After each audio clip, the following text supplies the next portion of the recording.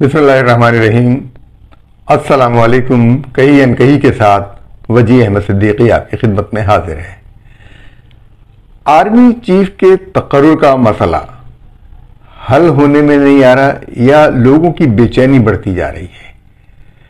तहरीके इंसाफ के जुलूस जलसे सब जारी हैं और वो पिंडी पहुंचने की तैयारियां कर रहे हैं।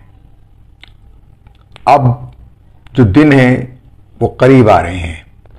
वज़ीर आज़म शहबाज शरीफ बैरून मुल्क दौरे पे गए, फिर वहां से वो लंदन गए जहां वो मियां नवाज शरीफ के साथ मुज़ाकरात कर रहे थे, बातचीत कर रहे थे।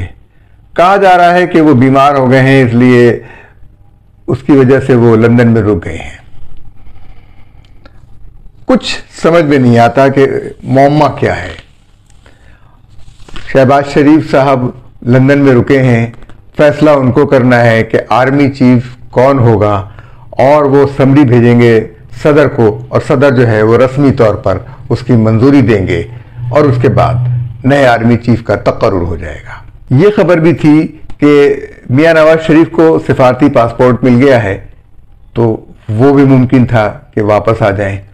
उनके खिलाफ यहाँ मुकदमात भी ख़त्म हो गए हैं, हो रहे हैं, जिसके बारे में इमरान खान शिकायत कर रहे हैं कि इनके अपने ऊपर से ये मुकदमात ख़त्म करा रहे हैं। मैं एक सिलसिला शुरू कर रहा हूँ जो पॉलिटिकल सवालात के हवाले से होगा, आपकी मालूमात के हवाले से होगा। आपको हम आगाह करना चाहते हैं कि पाकिस्तान की सियासत में क्या कुछ होता रहा है, तो उसके बारे में हम आखिर में बताएंगे, लेकिन शुरू में हम सवाल करेंगे। कोशिश करूंगा कि हर वीडियो में एक नया सवाल हो जिससे पाकिस्तान की सियासी तारीख के पस मंजर पर रोशनी पड़े। एब्डो, EBDO, एब्डो किन अल्फाज का मुखफ़्फ़फ है? ये किस जमाने की बात है और ये क्या है? पाकिस्तान की सियासत से इसका ताल्लुक क्या है? आपको इस सवाल का जवाब हम वीडियो के इख्तिताम पर देंगे। आप इतने अरसे में सोच लीजिएगा, देख लीजिएगा कि आपने जो कुछ सोचा क्या वो दुरुस्त था या आप इसके बारे में कुछ नहीं जानते। तो इस हवाले से तैयारियां अपनी कर लीजिए। तो अब आते हैं अपने मौजू पर कि आज का मौजू है आर्मी चीफ की तकर्रुरी में ताख़ीर क्यों हो रही है और क्या कुछ हो सकता है और क्या कुछ होने वाला है। इम्कानात और वो इत्तलात जो गैर मुसद्दिक़ा हैं लेकिन उनकी किसी वक्त भी तस्दीक हो सकती है, और ये इत्तलात उन हलकों की जानिब से आई हैं जो इससे कंसर्न रखते हैं। तो पाकिस्तान के फौजी सरबराह के तकर्रुर में अमेरिका का फैसला बिल्कुल लाजमी। और क्या ये सवाल अब पैदा होता है कि मौजूदा आर्मी चीफ के बाद नए आने वाले आर्मी चीफ के लिए उसकी तकर्रुरी की अमेरिका ने कोई मंजूरी दी है या कुछ लोगों के नाम दिए हैं कि अगर उनका तकर्रुर हो गया तो वो उसे मंजूर है। इमरान खान भी पीछे हट गए हैं इस मामले से। पहले तो बहुत इसरार कर रहे थे, क्यों हटे वो पीछे? लॉन्ग मार्च से भी वो किसी हद तक दस्तबरदार हुए हैं। उसकी वजूहात चाहे वो कोई भी बताएं कि जख्मी हो गए हैं, ये जो कुछ भी है, लेकिन मामलात कुछ और हैं, वो पीछे हटे हैं।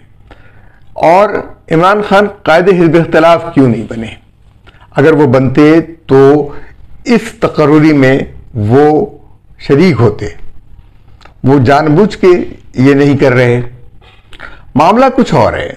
वो चाहते हैं कि इलेक्शन हो, और क्या उनको ये यकीन दहानी करा दी गई है कि जो भी आर्मी चीफ आएगा वो इलेक्शन करवाएगा और उनके सर पे से हाथ नहीं हटेगा।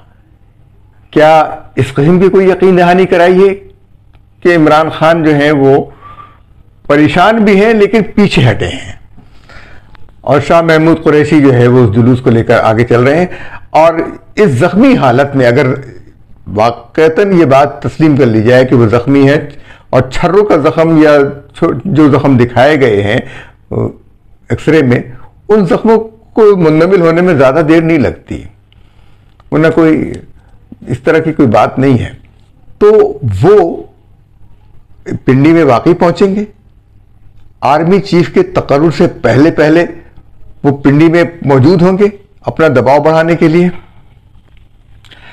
शहबाज शरीफ जो है और नवाज शरीफ दोनों की मौजूदगी यहां जरूरी होगी, क्योंकि अगर नवाज शरीफ की एंट्री हो गई तो इमरान खान के मद्दे मुकाबले एक भारी भरकम शख्सियत आ जाएगी।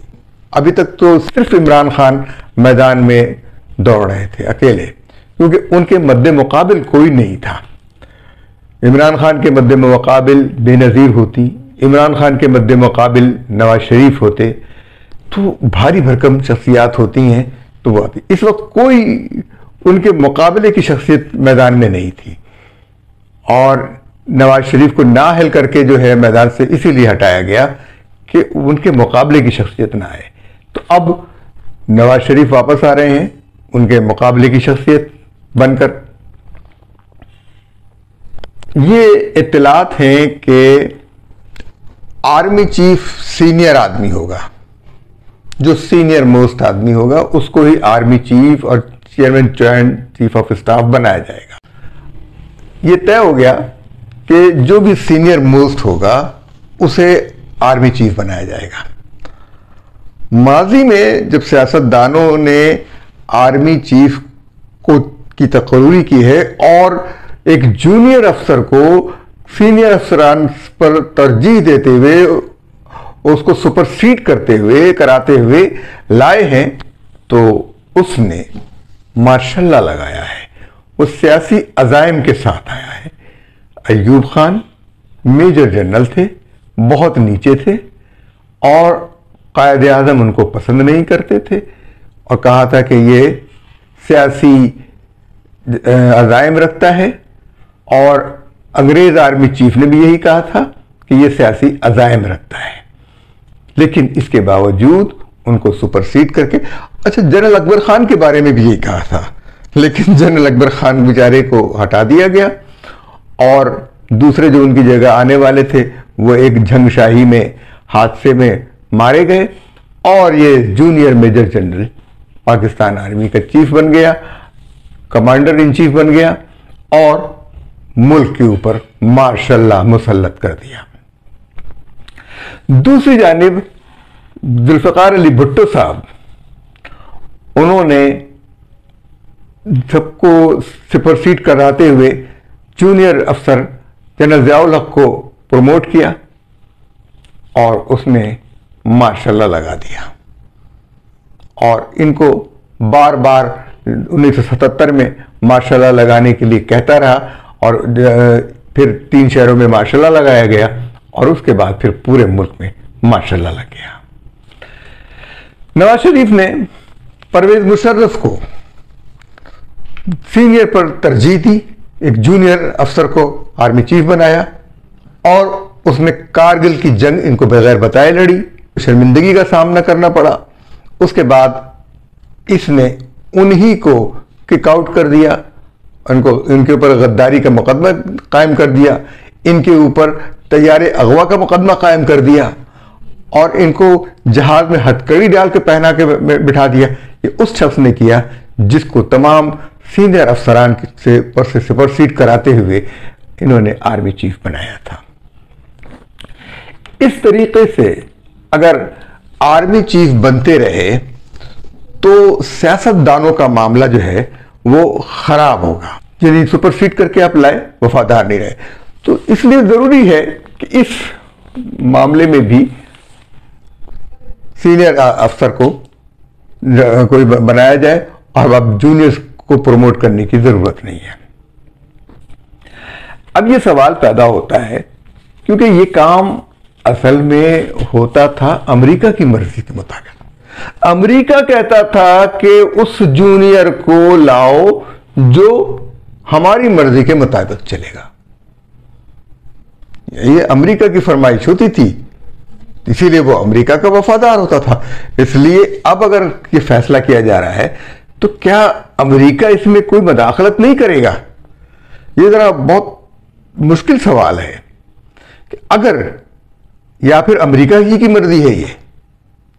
जनरल कमर जावेद बाजवा के ओहदे की मुद्दत में तौसी का हुक्म अमेरिका बहादुर का था, जिस पर मिन्नोअन अमल इमरान खान ने किया। और इसलिए किया, अमेरिका अफगानिस्तान से निकल रहा था तो उसको कुछ देर के लिए पाकिस्तान में ठहरना था, जो पाकिस्तान में से ठहराया गया। एक दिन यह हुआ कि इस्लामाबाद के सारे होटल अमेरिकी फौजियों से भर गए थे और फिर 2 या 3 दिन के अंदर वहां से चले गए। तो ये अफगानिस्तान से इनखला की सूरत में अमेरिका का ये इरादा भी था कि वो यहां बैठ जाए, और ऐसी सूरत में उसने यही चाहा था कि जनरल कमर जावेद बाजवा उसके यहां रहें। तो अब किस तरह से अमेरिका इस मामले में गैर मुतालिक रह सकता है? अब मजीद एक और चीज हो रही है कि किसी अफसर को उसकी मुद्दत मुलाजमत में तोसी देने के लिए एक कानून बनाया जा रहा है।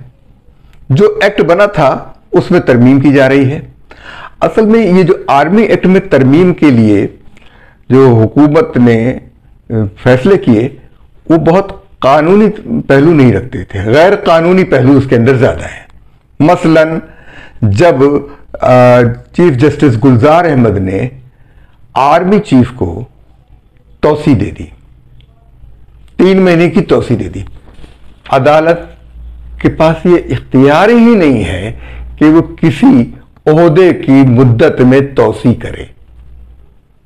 कोई कानून उसे इजाजत नहीं देता। अदालत के फैसले हमेशा आईन और कानून की रोशनी में होते हैं।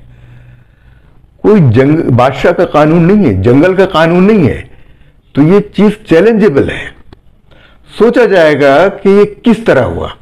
तो आर्मी एक्ट में जब तरमीम का हुक्म दिया, वो भी कानून बनाने का कोई हुक्म पार्लियामेंट को अदालत नहीं दे सकती, इसलिए कि पार्लियामेंट बालादस्त है।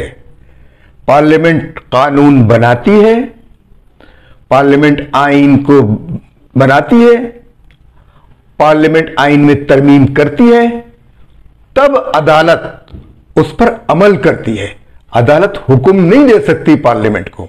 अगर अदालत ने कोई हुक्म दिया भी है तो वो गैर आईनी है, गैर कानूनी है और तौहीन अदालत है और तौहीन पार्लियामेंट है। तो ये जो आर्मी एक्ट में तरामीम का सिलसिला है, ये तौहीन है। हां, आर्मी एक्ट में जो तरमीम है वो पार्लियामेंट खुद कर सकती है। तो इसलिए अब जो तरमीम होगी तो फिर ये सोचना पड़ेगा कि जो बेचारा आम मुलाजिम है, जो 60 साल की उम्र में रिटायर हो जाता है, तो उसने क्या कसूर किया है? उसकी मुद्दत मुलाजमत की उम्र भी 70 साल कर दें तो वो कुछ और से जी लेगा। कर देनी चाहिए ना। वो इतना तजर्बा हासिल करने के बाद उसे निकाल दिया जाता है। लेकिन एक 3 साल ओहदे को आप 80 साल की उम्र के पहुंचने वाले आदमियों तक पहुंचा देते हैं। ये कोई अच्छी बात नहीं है। यानी 70-75 साल के आर्मी चीफ, ये अच्छी बात नहीं है। और डीएनए टेस्ट करवाया जाए एज का, क्योंकि होता यह है कि लोग अपनी उम्र 10-10 साल कम लिखवाते हैं। तो अगर इसका एज का टेस्ट, डीएनए टेस्ट कराया जाए तो उससे असल एज सामने आ जाएगी कि इनकी उम्र क्या है। तो बहरहाल ये सुनने में भी आ रहा है कि तरमीम होगी, और ये भी सुनने में आ रहा है कि जुमे के दिन ही फैसला हो जाएगा। लेकिन जब तक वज़ीर आज़म वापस नहीं आते तो मुझे लगता है कि 20-22 नवंबर तक ही ये कहीं फैसला होगा। वज़ीर आज़म वापस आएंगे तो ये फैसला होगा। वो लंदन से बैठ के ये फैसला नहीं हो सकता। अब सवाल मेरा वही है कि अमेरिका जो है वो किस हद तक जो है वो ये काम इसकी मर्जी है। अच्छा, ये अब मैं खास उस नुक्ते की तरफ आ रहा हूं जिसके बारे में मुझे इत्तला भी मिली है और जो लोगों के जहन में शुबे के तौर पर कुलबुला रहा है। पहले तो लोगों ने यह समझा कि चूंकि जनरल आसिम मुनीर 27 नवंबर को रिटायर हो रहे हैं, इसलिए उनकी मुद्दत मुलाजमत में तोसी देकर उनको आर्मी चीफ या दूसरे किसी ओहदे पर लाया जाएगा। लेकिन यह शुबा ज्यादा कवी हो गया है और यह इम्कान ज्यादा कवी हो गया है कि इसका इतलाक तो जनरल बाजवा पर भी हो सकता है।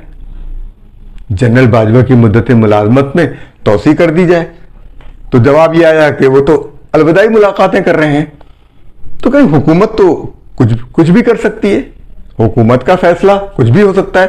अभी तो नाम नहीं आया किसी आर्मी चीफ का, और यही वजह है कि इमरान खान क्यों इस मामले में पसमंजर में चले गए, क्यों इस बात पर बहस नहीं कर रहे।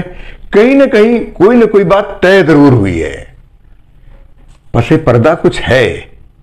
वो क्या है ये 2-3 दिन में नजर तो आ जाएगा, लेकिन ये शुबहात बढ़ते जा रहे हैं कि कहीं एक मरतबा फिर जनरल बाजवा की मुद्दत मुलाजमत में तोसी कर दी जाए। ये जो किसी सिविलियन गवर्नमेंट में सबसे ज्यादा मुद्दत मुलाजमत की तोसी होगी, यानी ये तीसरी बार इनका आर्मी चीफ के तौर पे तकर्रुर होगा, तो ये गलत होगा, ये सही नहीं होगा, ये कोई अच्छी रवायत नहीं होगी। ये नहीं होता कि सिर्फ एक ही शख्स है जो इसको इस ओहदे के लायक हो। गलत है ये। हमें इस रवायत को सीनियरिटी के लेवल पर रखना चाहिए, क्योंकि जो शख्स लेफ्टिनेंट जनरल बन जाता है तो वो जनरल भी बन सकता है। वज़ीर आज़म आकर फैसला करें और जनरल आसिम मुनीर या जनरल बाजवा, अगर जनरल आसिम मुनीर के लिए करना है तो उनकी रिटायरमेंट से पहले ये फैसला कर दें तो कोई कबाहत नहीं होगी। जनरल बाजवा की सहबारा तकर्रुरी जो है वो बहुत हमारे लिए मुश्किलात पैदा करेगी, मुल्क का मजाक उड़वाएगी, क्योंकि पड़ोसी ममालिक में इस तरह की कोई चीज नहीं होती, बहुत किसी को तोसी नहीं दी जाती, कहीं दुनिया में ये मिसाल नहीं मिलती। तो इस दुनिया की मिसालों से सीखें और आगे बढ़ें। अब मामला देखिए, तमाम अस्करी तज्जिया निगार खामोश हैं, और मैंने पहले भी कहा कि आर्मी चीफ जो हैं अलविदाई मुलाकातें कर रहे हैं तो उनको अलविदा कहने दें, और वो भी अब अगर वो रिटायर हो जाएं तो उनके ऊपर तनकीद से रोका जाए उन लोगों को जो अभी भी ट्विटर पे उनके बारे में गलत सलत बातें किया करते रहे हैं और यानी माज़ी करीब में करते रहे हैं, तो उनको रोकना चाहिए, उनको शटअप कॉल देनी चाहिए कि भाई आप ये क्या कर रहे हैं। काबीना भी खामोश, सब लोग खामोश, तो दाल में काला है और अमेरिका कुछ का न बोलना भी कुछ है। तो भाई अब हम इस हवाले से आप गौर करें कि हो सकता है कि जुम्मे के दिन कोई फैसला आ जाए और या कुछ और दिन लगें, 2-4 दिन और लगें। तो अब हम आते हैं अपने सवाल की तरफ। हमारा सवाल था एबडो क्या है, यानी EBDO। ये है इलेक्टेड बॉडीज डिस्क्वालिफिकेशन ऑर्डर 1959, 1959। 7 अगस्त 1959 को सदर और chief marshal administrator general Mohammad Ayub Khan ने माजी के सियासतदानों से छुटकारा हासिल करने के लिए एक मुतनाज़ा कानून या ऑर्डर जारी किया, जिसे तारीख में एबडो कहा जाता था। इसमें तकरीबन 100 से जायद सियासतदान नाअहल करार दे दिए गए थे। इसी तरह का उन्होंने ऑर्डर जारी किया था जिसमें बहुत सारे अफसरान पर करप्शन के इल्ज़ाम लगाए थे और ये जो बिल्कुल मुल्क से सियासत का खात्मा कर दिया था। और उन सियासतदानों को जो इनके पसंदीदा थे उनसे कहा था कि आप जो हैं वो रिटायरमेंट ले लें, तो इस कानून की जद में नहीं आएंगे। तो उनके पसंदीदा सियासतदानों ने रिटायरमेंट ले ली, जिसमें मुमताज़ दौलताना थे और अब्दुल क़य्यूम खान थे, अयूब खोड़ो थे। तो ये लोग इनके पसंदीदा थे, ये वज़राए आला थे। और फिर उसके बाद पाकिस्तान, मगरबी पाकिस्तान से सूबे ख़त्म कर दिए गए, जिसके बाद पंजाब के ख़िलाफ़ नफ़रत जो है वो बढ़ी। तो एबडो जो है ये कानून जो है उसने सियासतदानों को बाहर कर दिया, मुल्क से सियासत का खात्मा कर दिया। और फिर उसके बाद अयूब खान ने कहा कि लोगों के अंदर इस बात की तमीज़ नहीं है कि वो अपने अच्छे बुरे या भले का इंतखाब कर सकें, तो लिहाजा वो पहले बीडी मेंबर का इंतखाब करेंगे, यानी बेसिक डेमोक्रेटिक छोटे पैमाने पर एक बीडी मेंबर, और वो बीडी मेंबर जो है वो सदर का इंतखाब करेगा। और इसी बुनियाद पर अयूब खान ने सदारत का इलेक्शन लड़ा।